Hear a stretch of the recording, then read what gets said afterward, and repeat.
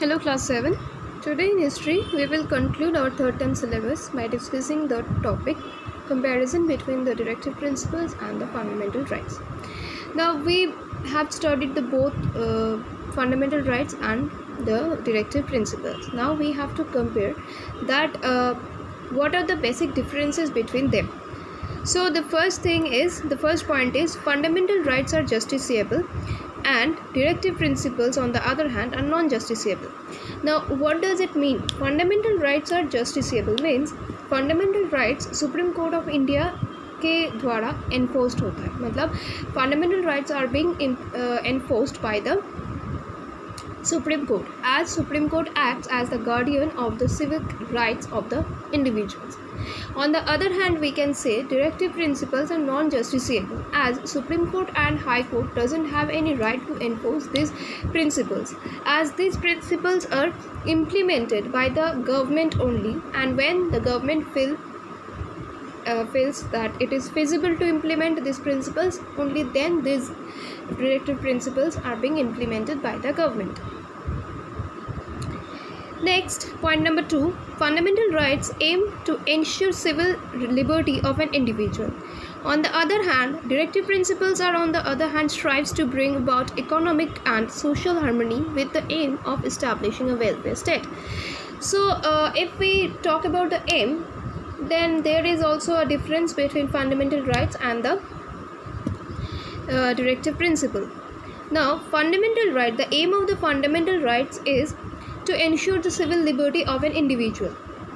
On the other hand, the aim of the directive principles is basically to establish a welfare state and to secure the political, social and economical harmony in the welfare state. Third is, fundamental rights are negative in nature. On the other hand, directive principles are recommendations to the legislature and executive on what can be done. So fundamental rights are basically negative in nature. Why we are saying this? Because fundamental rights are a kind of instructions which cannot be violated by the individuals. But on the other hand, directive principles are also instructions, but the instructions are a kind of advices on the legislature or to the executives, because executives can advise what can be done and what cannot be done through this through the implementation of the directive principles. In case of between fundamental rights and directive principles, the former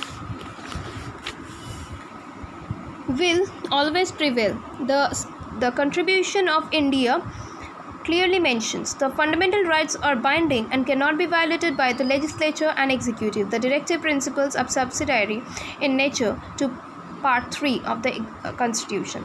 So in this context we can say there is another difference, that the fundamental rights cannot be violated by the executive and the legislature, but the directive principles and the directive principles basically is subsidiary in a nature.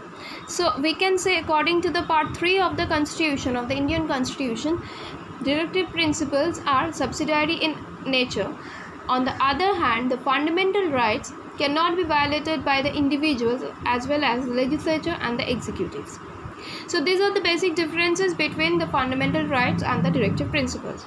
So class 7, now we have completed our third term syllabus. So please go through this chapter along with this explanation, and please follow all the videos in regarding the third term syllabus. Please go through these all videos for revision. Thank you.